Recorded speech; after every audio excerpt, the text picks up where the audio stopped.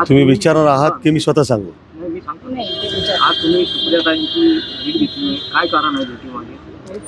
अहिल्यानगरमध्ये राष्ट्रवादी काँग्रेस अजित पवार पक्षाचे आमदार संग्राम जगताप यांनी मंदिर ट्रस्टचा भूखंड हडप करून त्या ठिकाणी 650 स्क्वेअर फीटचं जे मंदिर होतं ते त्या ठिकाणी पाडून स्वतःचं राजकीय कार्यालय थाटलं आहे.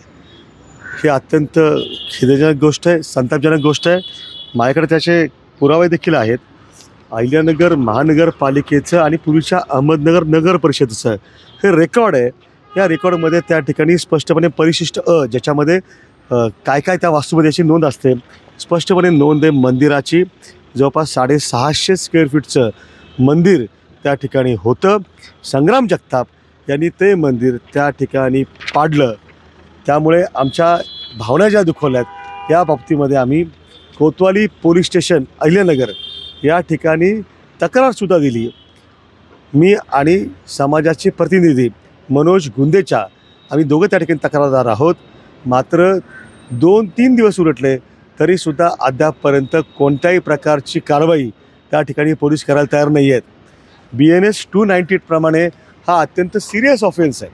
म्हणजे महाराष्ट्रात कुठे काही किरकोळ घडलं तर हे संग्राम जगताप, नितेश राणे, गोपीचंद पडळकर, आणखी कोणते संग्राम महाराज भंडारे, ही जे काही सगळी देवाभाऊंची पिलावळ आहे ना, ही महाराष्ट्रभर त्या ठिकाणी गरळ ओकत फिरत असते.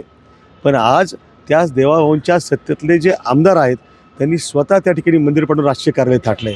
मला देवाभाऊंना आणि संग्राम जगताप ज्या पक्षाचे आहेत त्या अजितदादा पवारांना जाहीर सवाल विचारायचा आहे की हे सगळं तुमच्या आशीर्वादाने सुरू आहे का? हे तुमचं हिंदुत्व आहे का? हिंदूंची मंदिरं पाडणं हे तुमचं हिंदुत्व आहे का? आत्तापर्यंत तो भूखंड रिकामा करायला पाहिजे होता. 8 दिवसांचा आम्ही अल्टिमेटम दिला होता. मात्र त्या ठिकाणी मुजोर आणि रगेल असणाऱ्या ह्या संग्राम जगतापांनी भूखंड अजूनही खाली केलेला नाही.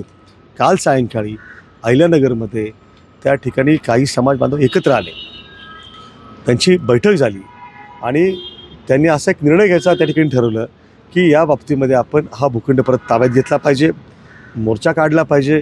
मात्र संग्राम जगतापांनी त्या बैठकीला उपस्थित असणाऱ्या समाजाच्या प्रतिनिधींना, व्यापाऱ्यांना धमकावलं, त्यांच्यावरती दादागिरी केली.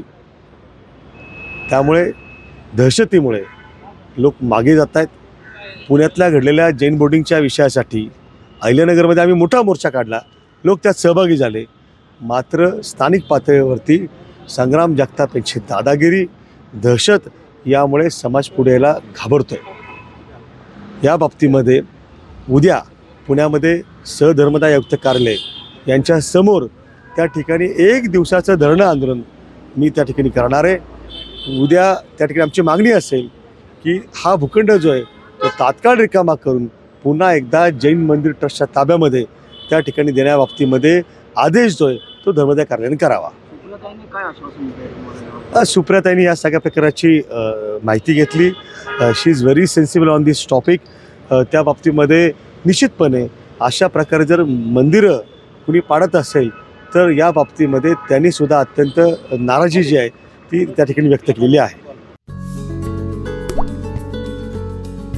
आता जोकासू STP या अत्याधुनिक जॅपनीज तंत्रज्ञानाने सुसज्ज, quick installation, energy efficient, noiseless blowers, low maintenance या आणि अशा वैशिष्ट्यांनी परिपूर्ण जोकासू STP तंत्रज्ञान प्रकल्प उभारणीपासून ते विक्री पश्चात समाधानकारक सेवा देणारी, भारताबरोबरच परदेशात देखील प्रकल्पांची यशस्वी उभारणी करणारी company Deccan water treatment private limited.